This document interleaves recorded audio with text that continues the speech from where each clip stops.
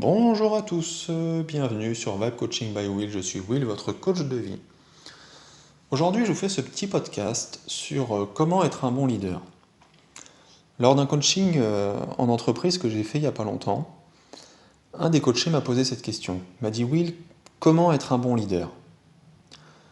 Pour moi, être un bon leader, c'est être un guide qui inspire avec grâce les autres. Utilisez votre pouvoir personnel pour prendre les bonnes décisions et agir avec sagesse. Pour être un bon leader et savoir motiver, savoir inspirer les membres de son équipe pour qu'ils donnent le meilleur d'eux-mêmes et s'investissent avec vous, aujourd'hui je vais vous donner 4 clés. 4 clés qui pour moi sont des clés essentielles. Tout au long de mon parcours professionnel, où j'ai fait partie des équipes d'encadrement, j'ai souvent vu des gens, des leaders qui n'avaient pas l'âme d'un leader. La première clé que je vais vous donner aujourd'hui, c'est d'être simplement humain. Même un bon leader n'est pas parfait. Établissez une collaboration basée sur l'entraide et n'ayez pas peur de montrer vos faiblesses. Ce n'est pas en montrant à vos collaborateurs cette vulnérabilité qu'ils auront le dessus sur vous, pas du tout. Bien au contraire, ils auront un respect pour vous, parce qu'ils se diront que vous reconnaissez que vous n'êtes pas parfait.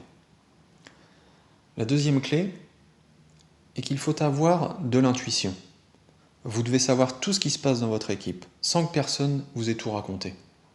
Soyez attentif aux regards que vos collaborateurs échangent. Vous apprendrez des choses non dites, mais très utiles.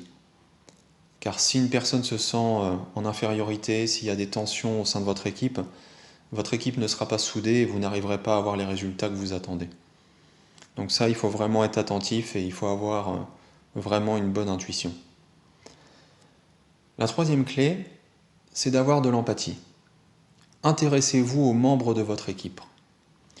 Montrez-leur que vous vous souciez d'eux, mais en même temps soyez clair. Je vais vous raconter une petite anecdote lors de mon parcours professionnel où j'étais dirigeant dans l'équipe d'encadrement.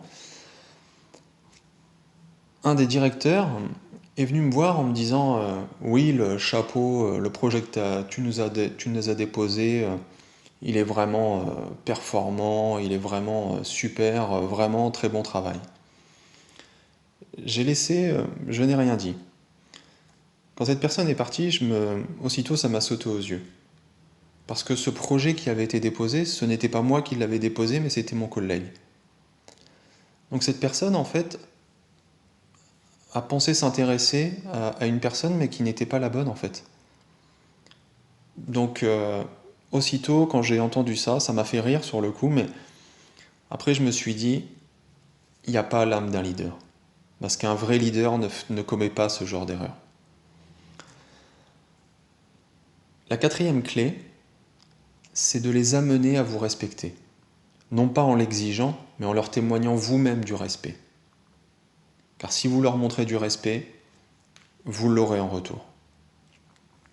Tout au long de votre carrière professionnelle, vous développerez d'innombrables compétences de leadership. Des compétences telles que de démontrer de l'enthousiasme. Lorsque les autres le remarqueront, ils deviendront enthousiastes à leur tour. Soyez optimiste. La négativité dans le milieu du travail n'amène aucune productivité, n'amène aucun résultat.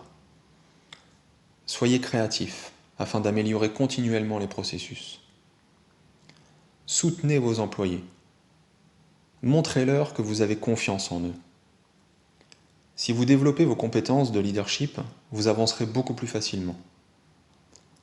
Si vous notez le nombre de fois où vous offrez des conseils au travail, vous vous rendrez compte que vous êtes un leader, peu importe votre titre actuel au sein de l'entreprise.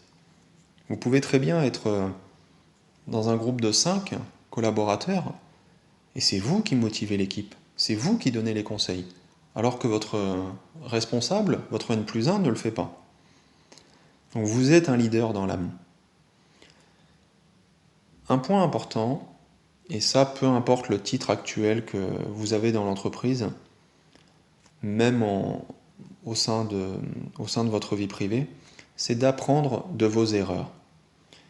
Et c'est la meilleure façon de s'améliorer. Restez humble. Devenir un leader efficace fait partie d'un processus et les meilleurs leaders n'arrêteront jamais d'apprendre. Toujours se remettre en question. Donc voilà, ce petit podcast sur comment être un bon leader est maintenant fini. Donc comme d'habitude, s'il vous a plu, n'hésitez pas à mettre un petit pouce bleu, à le partager. Et puis vous pouvez me retrouver sur Facebook ou sur Instagram et je vous dis à bientôt. Allez, ciao ciao.